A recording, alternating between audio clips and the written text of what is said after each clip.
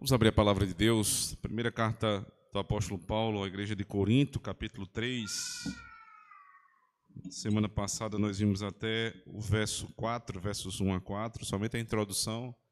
E hoje ouviremos, se Deus assim permitir, a continuação do texto. Lembrando que Paulo está tratando aqui a respeito da divisão da igreja que estava sendo promovida por alguns grupos, alguns partidos que se formaram na igreja de Corinto, não com liderança oficial, mas liderança extraoficial, entre os próprios membros da igreja.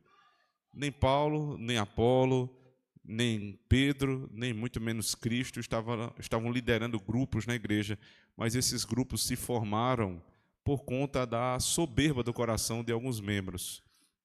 Eles estavam inebriados, por aquele ambiente filosófico da Grécia, onde se localizava a igreja de Corinto, sendo a segunda cidade mais importante da Grécia, sendo, portanto, também um lugar onde os grandes debates depois de Atenas eram feitos.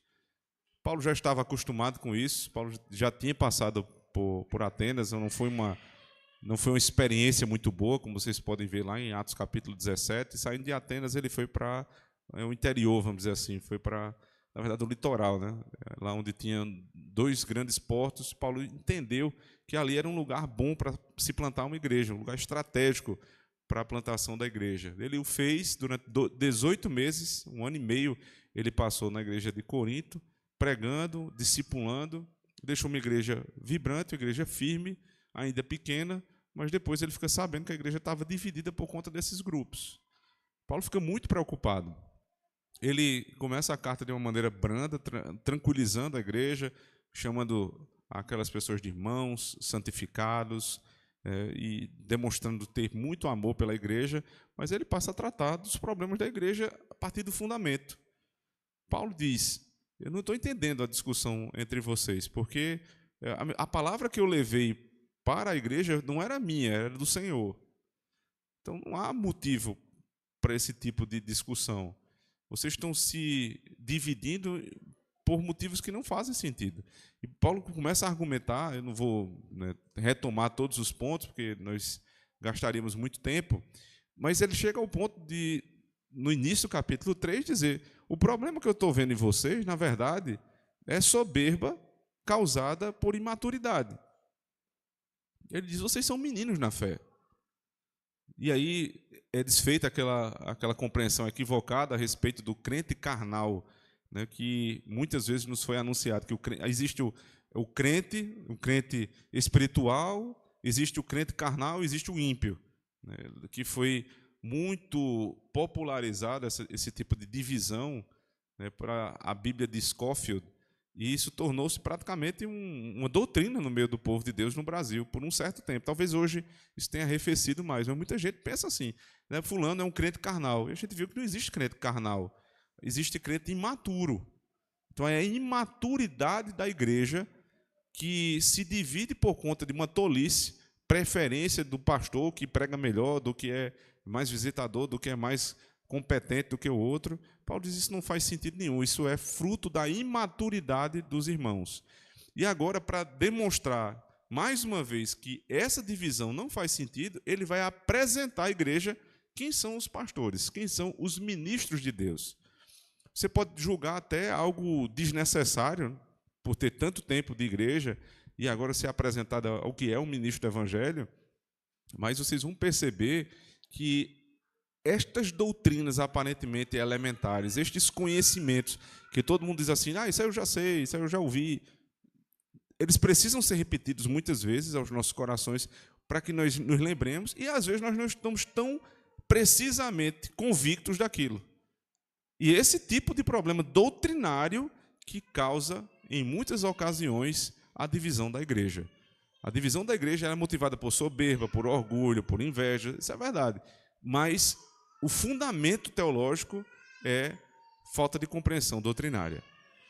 Então, a partir dessa perspectiva, eu convido a igreja a ouvir a leitura dos versos 5 até o verso 10. Primeira carta aos Coríntios 3, 5 a 10. Pois quem é Paulo e quem é Apolo? senão ministros pelos quais crestes, e conforme o que o Senhor deu a cada um. Eu plantei, Apolo regou, mas Deus deu o crescimento. Por isso, nem o que planta é alguma coisa, nem o que rega, mas Deus que dá o crescimento. Ora, o que planta e o que rega são um, mas cada um receberá o seu galardão segundo o seu trabalho. Porque nós somos cooperadores de Deus. Vós sois lavoura de Deus e edifício de Deus, segundo a graça de Deus que me foi dada. Pois eu, como sábio arquiteto, o fundamento e o outro edifica sobre ele. Mas veja cada um como edifica sobre ele. Amém. Vamos orar.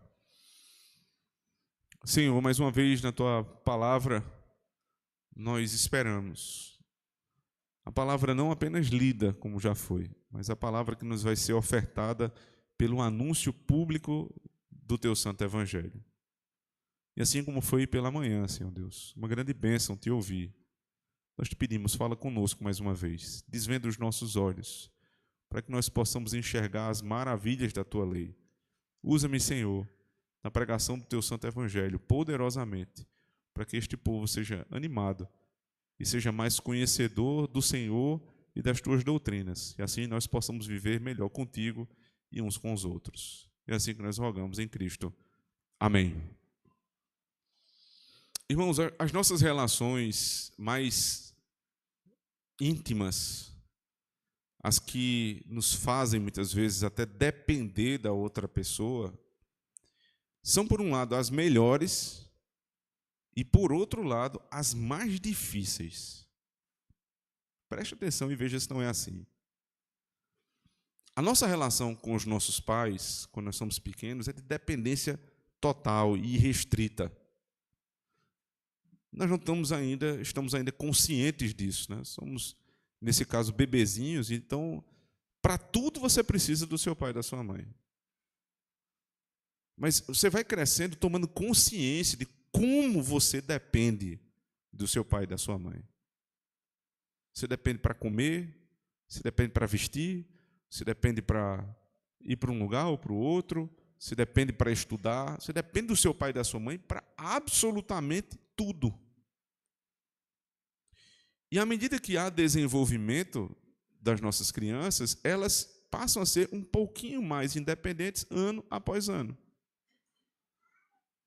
Só que o tempo que nós passamos juntos, se a criação for bem feita, vai fazer com que os nossos filhos continuem sendo gratos aos seus pais a vida inteira. Há uma admiração, há um respeito pela figura do pai e da mãe, que mesmo depois que vocês não dependam mais deles, vocês continuam lembrando daquilo que eles fizeram lá no começo da vida. E é justo que seja assim. Isso acontece também na relação do marido com a mulher, onde há uma intimidade profundíssima em todos os sentidos. E a esposa que conheceu seu marido na juventude, ela olha para ele, o vê agora com os primeiros cabelos brancos, outros já com a cabeça inteira branca, e diz assim: foi o homem que Deus me deu. E lembra lá do passado e tudo que vocês já passaram, a primeira casinha, como vocês foram crescendo, conseguindo um trabalho melhor, uma renda melhor, chegaram os filhos. E a tendência da mulher é olhar para aquela pessoa e dizer assim: eu não viveria sem fulano, sem o meu marido. Você cria uma admiração tão grande, uma dependência dele. É normal que seja assim, é natural que seja assim. Muitos anos de convivência e boa parte do que você faz é o seu cônjuge que lhe ajuda, é ele que resolve às vezes. Então você cria dependência. É também assim do marido para com a mulher. Quem tem um bom casamento sabe o que eu estou falando. Essa relação, ela se dá também na igreja. Eu passei um tempo, né, no seminário lá em Recife, e saindo da realidade das igrejas de Campina Grande, naquela época, lá pelos idos de 2010, as igrejas mudaram muito aqui para melhor, inclusive, principalmente as igrejas presbiterianas. Na época o negócio era bem difícil. Não que esteja uma maravilha, mas melhorou bastante. E naquela época, quando eu cheguei a Recife, que eu me deparei com os professores que eu tinha lá, alguns, né, muito bons, e eu visitava as igrejas deles no domingo, depois acabei me apegando a um deles, e eu ficava assim, impressionado. Praticamente tudo que eles diziam eu anotava. Eu tenho os cadernos em casa até hoje, anotações de aula por aula. Para vocês terem uma ideia, eu gostava tanto de estar no seminário que, além de estudar de manhã e de noite, né, fazendo o curso dobrado, quando tinha aula que era aula vaga, né, quando eu estava sem aula, eu ia para uma aula de outra turma, para escutar, principalmente quando eram estes pastores. Só que no final do curso, eu comecei a ficar com medo, porque eu estava iniciando a plantação da igreja do Alto Branco, e nesse período, quem está aqui sabe, né, já aconteciam problemas, já tinha alguns casos, né, a serem tratados, e eu passava por isso no final de semana, e chegava na segunda-feira, o que é que acontecia? Eu tinha de segunda a sexta para consultar os meus professores, meus pastores mais próximos. Esse caso assim, como é que eu vou tratar? Qual é o texto bíblico que se usa aqui? Como é que eu aplico melhor? Era muito bom, irmãos. Até que, uma hora, o seminário se acaba. E a dependência que eu tinha deles precisava ser suprida por uma autonomia que eu não tinha ainda. Então, por um certo período, eu ainda ligava para os meus professores. Eu pedia ajuda. Até uma hora que eu disse, rapaz, eu preciso parar com isso, porque eu tenho que viver minha vida, eu tenho que seguir o meu ministério. Eu não posso ficar o tempo inteiro, não tinha ainda presbíteros na igreja, a igreja não tinha conselho ainda, era uma congregação, eu tenho que resolver. Mas é duro, irmãos. É duro você ser filho e ter que sair de casa. E agora assumir os compromissos da vida adulta. É duro para as esposas que perdem os seus maridos, os maridos que perdem as suas esposas, às vezes a viuvez vem muito cedo. É duro perder a pessoa que lhe guia espiritualmente, como aconteceu, pelo menos um distanciamento no meu caso. Isso acontece não só com os seminaristas, isso acontece também com os irmãos. Nós somos muitas vezes, como diz o apóstolo Paulo, nas palavras dele no capítulo 4, verso 15, gerados na igreja por um homem que é usado por Deus. Por um homem que é usado, que fique bem claro estes termos. Os nossos pais na fé são homens que foram usados por Deus. E nós criamos uma certa dependência desses homens. E eu repito, é natural que seja assim. Não é um problema você ter dependência, uma certa dependência dos seus pastores. Porque se você for totalmente independente, vamos e convenhamos, não precisa de pastor. Se você souber tudo a respeito da Escritura e como resolver todos os seus problemas, o texto de Efésios 4 que nós lemos aqui, que Cristo nos dá pastores e mestres para nos edificar, para nos equipar para a fé, fica sem sentido. Então, é verdade que nós temos uma certa dependência. E não ter dependência nenhuma, preste atenção, buscar não ter dependência dos pastores é um problema. Tê-la na medida certa não é problema, mas buscar ter independência total e absoluta do ministério pastoral é um problema seríssimo. Assim como é a dependência exagerada. Assim como é a admiração exagerada. É sobre isso que o apóstolo Paulo está tratando aqui, dos versos 5 a 10. Cuidado com a admiração exagerada aos ministros de Deus. Porque se vocês tratarem assim os ministros, vocês vão colocá-los no lugar de Deus. Isso é um problema seríssimo para a igreja. Deus é o Senhor da igreja, não os pastores. O que é que Paulo vai fazer para que isso não continue como um pecado da igreja de Corinto, obstinado? Paulo vai ensinar Paulo vai doutrinar mais uma vez a igreja a respeito do que é a figura do ministro. O que é a figura do ministro? E eu preciso deixar isso muito claro, porque no primeiro apontamento do apóstolo Paulo, ele deixa isso assim, claro como a luz do sol. Não é quem é o ministro. Não é assim que ele usa, mas o que é. Observe, verso 5. Infelizmente, na nossa tradução tem quem. Pois quem é Paulo e quem é Apolo? Isso é uma tradução meio que natural, né? Você vai falar de uma pessoa, você coloca antes quem. Mas não foi isso que Paulo disse. Não é quem, é que. O que é o ministro? Porque aqui é análise do objeto, do ofício, não da pessoa. Então poderia ser quem é Pedro, que é José, que é João, quem é Augusto. Não faz diferença. A pessoa que está por trás do ofício não faz a menor diferença para o apóstolo Paulo. Mas o que ela é, o que ela representa, o que ela faz. Portanto, irmãos, tenham muito cuidado agora ao ouvirem a respeito do que é o ministro. Porque o Senhor vai nos instruir a respeito do que eles são.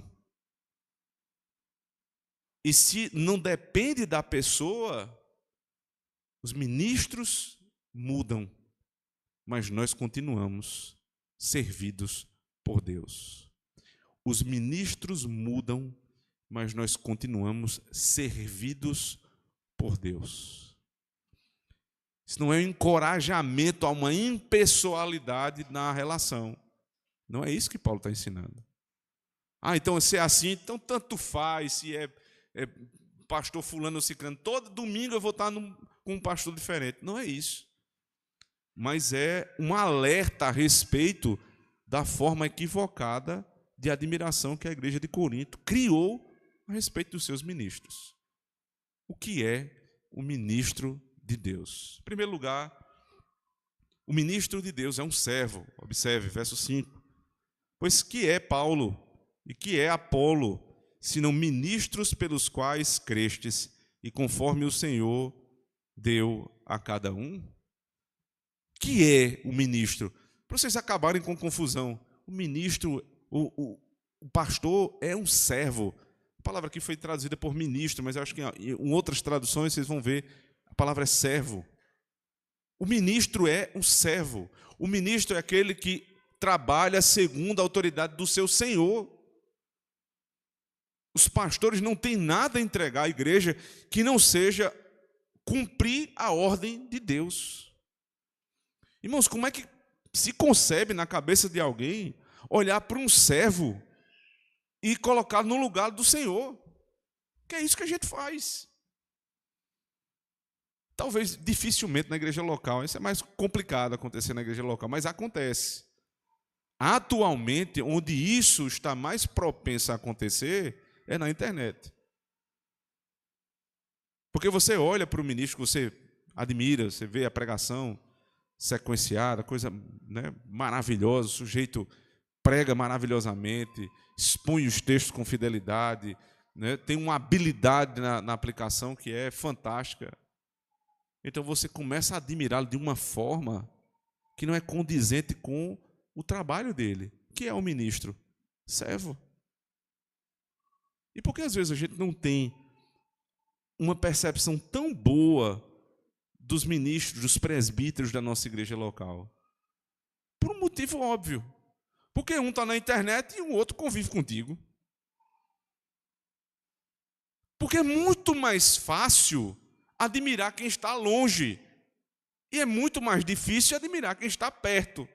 Porque perto de mim, perto dos presbíteros, vocês encontram os nossos defeitos. Alguns, outros vocês nem sabem. Mas alguns vocês já viram. E isso dificulta muito o nosso trabalho. Não pelo fato de termos defeitos, porque assim não haveria relação entre pastores e ovelhas. Mas o fato de haver concorrência desleal. que não é fomentada pelos pastores que têm os seus sermões na internet, como nós temos aqui também. Mas é fomentada por uma ilusão da igreja.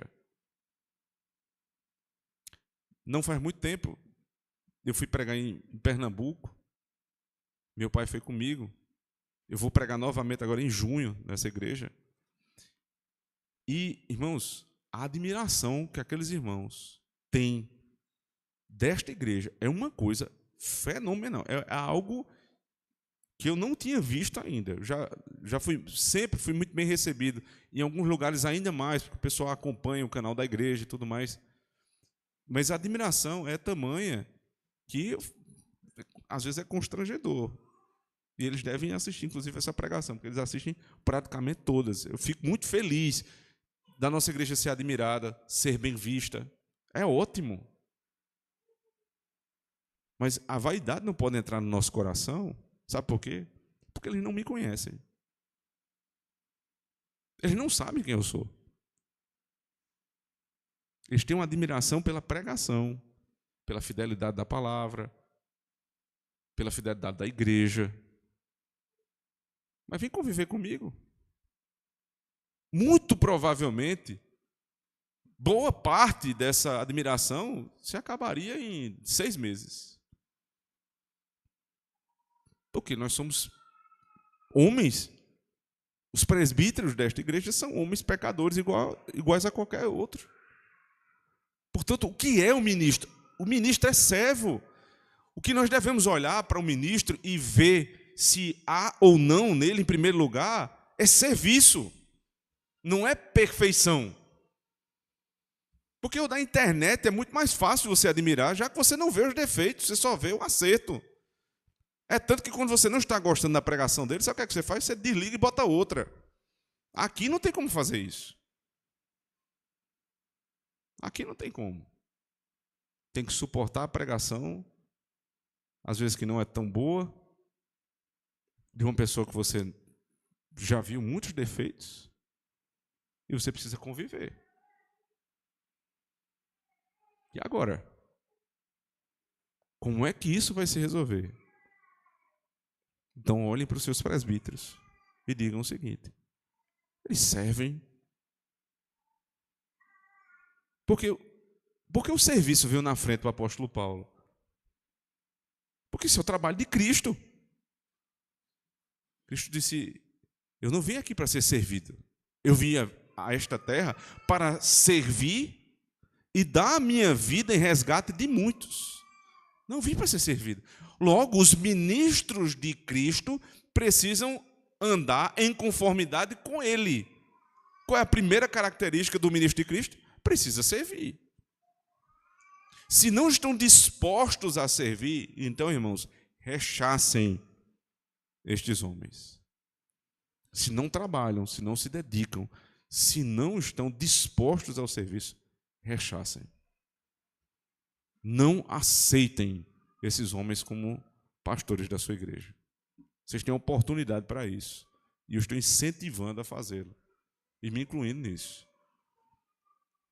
Porque o ministro que não serve para ser ministro. Parece jargão, mas é uma coisa óbvia. Pois quem é Paulo e quem é Apolo, senão servos pelos quais crestes. Ou seja, servos, inclusive, para uma finalidade. A admiração que essas pessoas tinham pelo apóstolo Paulo tem um motivo. Foi o plantador da igreja. Concordantemente, foi a pessoa que anunciou o evangelho à maioria da igreja. Como é que você não admira uma pessoa que lhe anunciou o evangelho? Impossível. Mas ele é o canal pelo qual vocês creram. Vocês não creram nele. Vocês não creram por conta dele. Vocês creram no Cristo que ele anunciou. O trabalho dele é ser servo. Que é o ministro? Em primeiro lugar, o ministro é um servo. Quando eu devo rejeitar o ministro? Quando ele não serve ao Deus da igreja. Segundo lugar, Paulo apresenta para desfazer os problemas de divisão da igreja, versos 6 e 7, que é o ministro. Ele diz: eu plantei, Apolo regou, mas Deus deu o crescimento. Por isso, nem o que planta é alguma coisa, nem o que rega, mas Deus que dá o crescimento. Que é o ministro, primeiro é o servo, depois é uma pecinha de uma engrenagem. Ele é uma peça de uma engrenagem chamada Reino de Deus. Então, Paulo plantou, Apolo regou, mas Deus deu o crescimento. Cada um, imagina uma engrenagem, é colocado lá como uma pecinha da engrenagem. E a polia que faz o crescimento. É que faz o motor girar. Mas ele não usa aqui a figura do motor, né? Aí foi uma analogia minha. Ele usa a figura agrícola. Eu plantei, Apolo regou. Então não tem como não pensar aqui na figura do agricultor. E Simon Kistemaker, ou Kistemaker, como vocês quiserem, que é um teólogo bastante conhecido, ele trata essa cena da seguinte maneira. Ele diz assim: numa lavoura você tem um que vai jogando, abrindo a terra e jogando a semente, e o outro vem regando. Mas os dois estão trabalhando na mesma lavoura. Cada um faz um trabalho. Só que depois que o que plantou terminou o seu serviço, fechou o buraco, e o outro veio e regou, o que é que se tem para fazer a partir de agora? Quem vai controlar os ventos sobre a lavoura? Quem vai controlar a chuva sobre a lavoura? Quem vai controlar o clima sobre a lavoura? Ninguém. Porque é Deus que dá o crescimento. Eu não sei quantos de vocês gostam de plantas, né? Eu gosto muito. Se vocês tiverem alguma dúvida, dê uma olhadinha como é que está a frente do prédio da igreja e da escola. É para tirar qualquer dúvida, que é uma coisa que eu gosto de verdade. A planta é um negócio trabalhoso, delicado, complicado. Porque você vai lá, você compra a melhor muda, você coloca a melhor terra, o melhor adubo. Quando você usa todos os produtos, pega um bom jardineiro e planta, depois que acabou ali, não tem mais o que fazer. Você fez tudo que estava sob a sua autoridade, sob a sua jurisdição. Mas agora não adianta mais. Ah, mas eu posso regar. É verdade, deve-se regar todos os dias.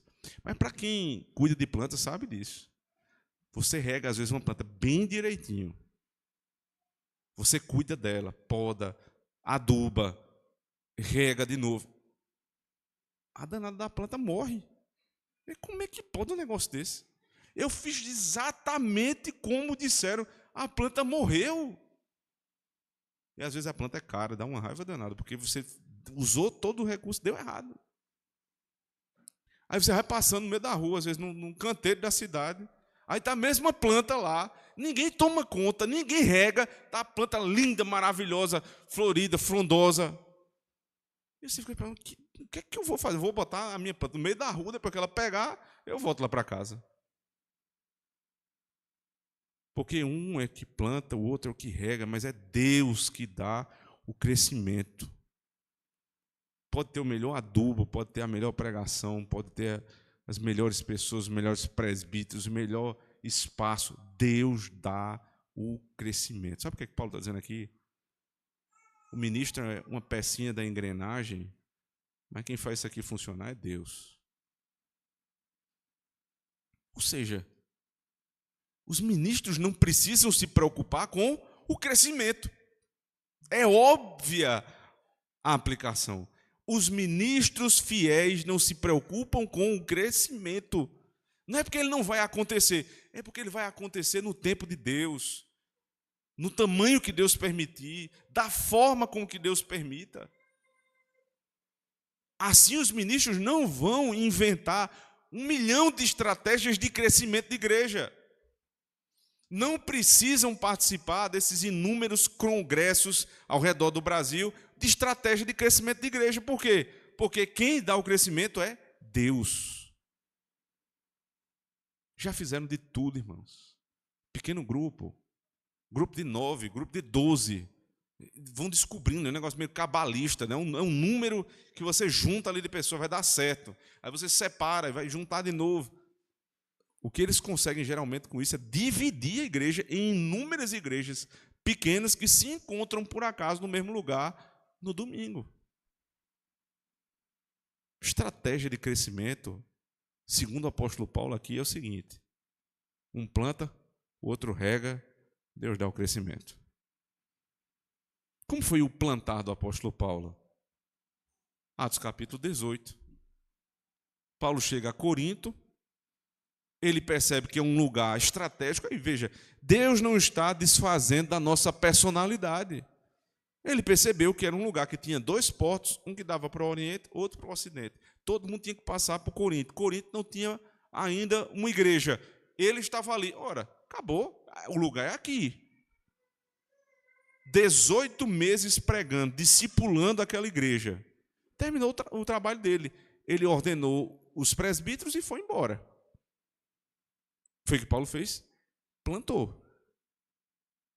O trabalho do plantador, e aí, hoje, é necessário e oportuno dizer isso. Alguns tomam textos como esse para dizer o seguinte: veja, o meu trabalho como pastor é de plantador. Então eu termino de plantar uma igreja, então eu vou e planto outra. Então você está dizendo indiretamente que você é apóstolo. Porque esse foi o trabalho dos apóstolos. Os apóstolos plantavam igrejas, e aí, como o ministério, o ofício deles era extraordinário, eles deixavam os presbíteros. Você tem ideia, os verbos que são usados, o modo verbal, o tempo verbal que é utilizado aqui nesse versículo, dá uma ideia para quem está lendo de que o trabalho de Paulo e de Apolo foi temporário. Porque o trabalho apostólico era temporário. Mas o que vem depois é definitivo. Então, Paulo está ensinando que existe um tipo de pastor que é plantador, um tipo de pastor que é regador, e um tipo de pastor que é aquele que faz a renovação da igreja. Quando a igreja se desviou, então vem lá o pastor que vai restaurar a igreja. Só existe um tipo de pastor: o que prega, aconselha, visita e disciplina. É o pastor. Esse é o trabalho do pastor.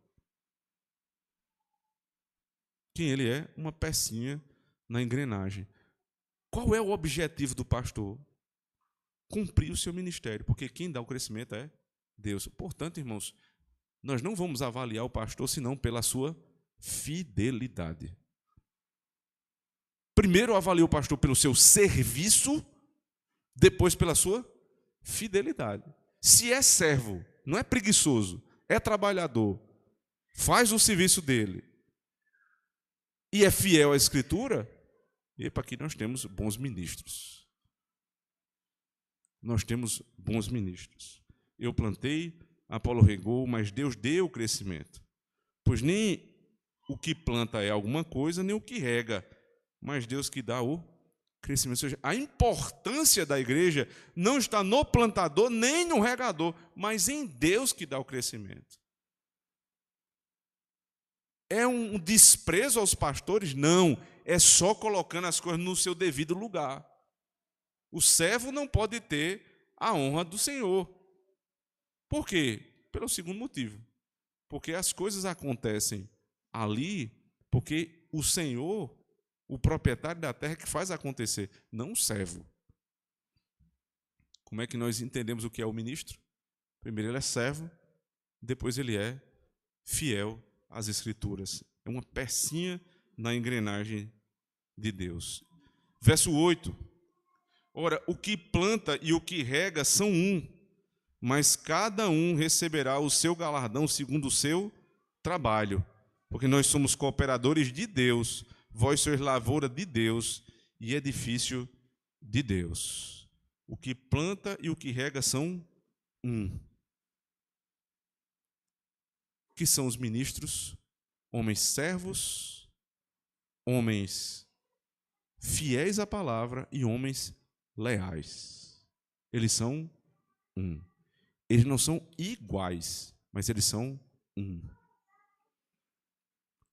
Voltando à cena, né, proposta por Kistemaker, ele diz mais uma vez, então naquela mesma cena vai o homem que planta abrindo o buraco, jogando a semente e tapando, vem o outro regando. Ambos são um, sabe por quê? Porque a lavoura é a mesma e o objetivo é o mesmo. O que planta e o que rega querem uma coisa só. Eles querem que Deus dê o crescimento. Eles querem chegar ao final daquele período em que se espera para que haja colheita. Os bons pastores, irmãos, eles são distintos entre si. Você olha para um, ele é de um jeito. Você olha para outro, ele é de outro jeito. Você olha para um terceiro, ele é de um jeito diferente dos outros dois. Mas o que demonstra se ele é, de fato, um ministro do Evangelho? Se é servo, se é fiel à Escritura e se é leal ao objetivo. A ponto de diminuir as suas preferências, os seus próprios perfis, para que haja crescimento na igreja de Cristo. Ou seja, são homens que estão tão comprometidos com a obra que eles engolem as suas preferências para que a igreja seja beneficiada. Procurem homens assim, irmãos. Se encontraram, deem valor aos homens que servem, são fiéis e leais. Porque, ora, o que planta e o que rega são um, mas cada um receberá o seu galardão segundo o seu trabalho. Eu acho fantástico essa parte. Cada um receberá o seu galardão segundo o seu trabalho, porque Deus não é injusto. Se você ler lá Mateus capítulo 25, você vai encontrar a parábola dos talentos.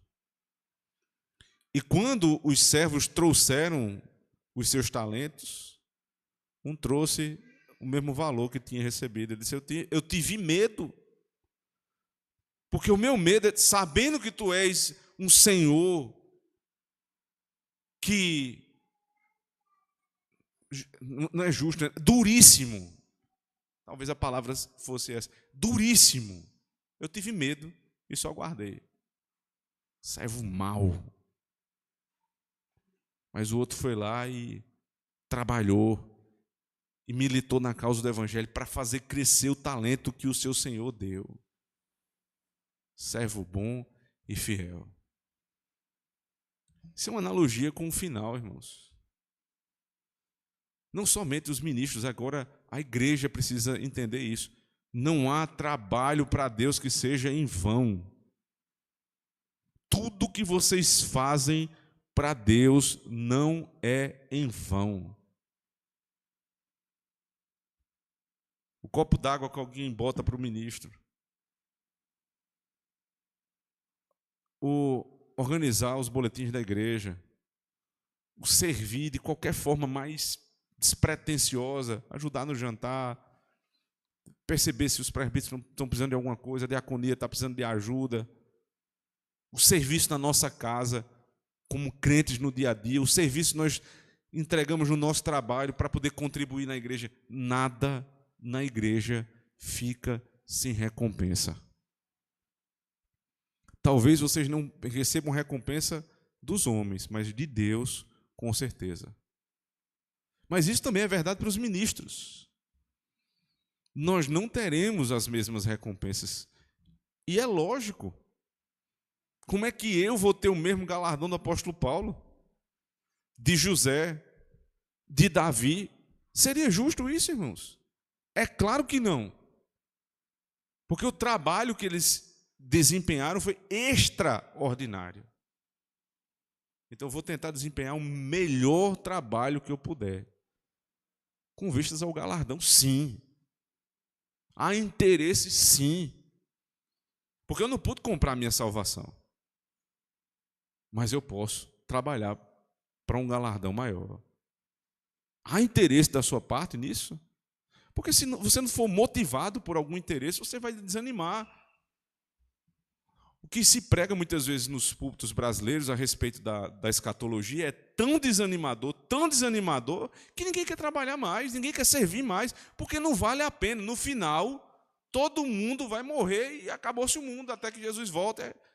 É muito desanimador.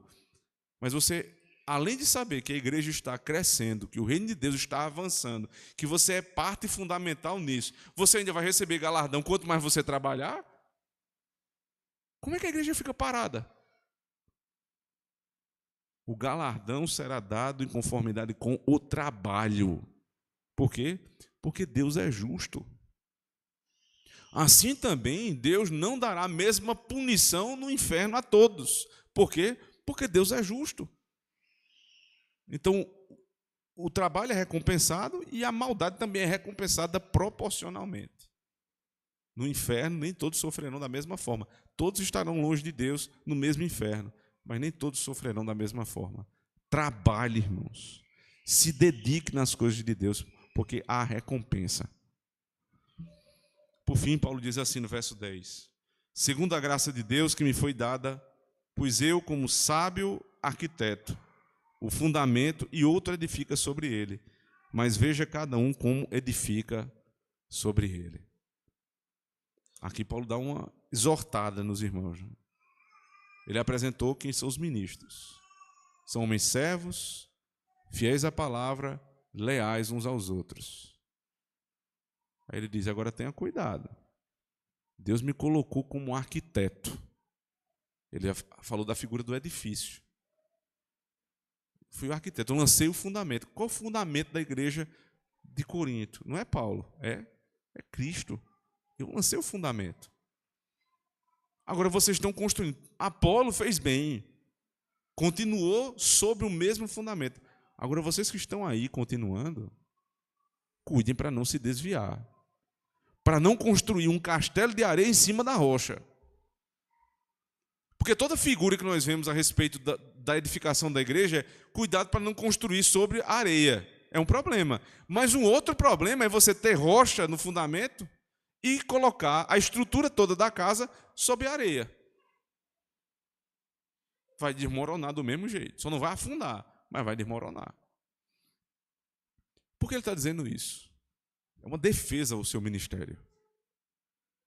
Não é arrogância de Paulo. Ele está dizendo, eu como bom arquiteto lancei o fundamento certo, que me foi dado, Cristo. Então eu não tenho culpa. Ele se distancia do problema da igreja. Eu não tenho culpa. Porque o que me disseram para fazer, segundo Cristo, eu fiz. Apolo fez. Mas o problema agora são vocês. Porque vocês não estão tendo uma visão adequada do que é a igreja. Ou seja, o problema aqui é problema de eclesiologia. Uma doutrina que é tão desprezada, muitas vezes, nos nossos dias. Vocês não sabem o que é a igreja. Por isso vocês têm preferências com os ministros. Vocês desprezam os ministros e vocês admiram exageradamente outros, sem que nem mesmo eles saibam. Porque o problema não está neles, o problema está na igreja. Existem problemas, irmãos, da igreja, que não dependem do pastor. Eles tiveram bons pastores e mesmo assim rejeitaram. E sabe qual foi o resultado? Uma igreja dividida. O problema das igrejas divididas pode estar muitas vezes no pastor, no conselho, não tenho dúvida disso. Não tenho dúvida. É possível e não muito raro de acontecer. Mas às vezes nós, como membros da igreja, ouvimos a pregação, ouvimos boa doutrina, deixamos este lado e criamos uma nova doutrina para a nossa vida, onde nós vamos manter as nossas próprias preferências e assim dividir a igreja de Cristo. Tenham cuidado com isso. É muito bom, irmãos, manter relação próxima com os pastores, com os presbíteros, com os diáconos. Importantíssimo. Impossível não viver assim. Não tem como viver na igreja sem se dar bem com os presbíteros da igreja. É impossível, insuportável. Mas também, irmão, não exagerem. Não exagerem. Obedeçam os pastores, honrem os seus pastores, admirem, mas lembrem, eles não são Cristo da igreja. Em segundo lugar, quando perceberem os nossos problemas, os nossos defeitos, os que vocês já conhecem, os que vocês ainda conhecerão, lancem mão do que Paulo diz, não do que o nosso coração nos ensina para avaliarmos o que é um ministro. Percebi o problema. São homens falhos. Então vamos agora para o teste. É servo, é fiel às Escrituras, é leal a Deus e aos seus irmãos. Aí está um ministro de Deus. Pode não ser a melhor forma como ele prega, pode não ser a maneira mais agradável como ele visita, pode não ser tanta coisa, irmãos. Tanta coisa pode ser. Eu só não posso impor o ministro à minha imagem e semelhança. Deus nos ajuda, irmãos, a admirarmos os nossos presbíteros, submetermos às suas ordens, se eles forem servos, fiéis e leais ao Senhor. Amém.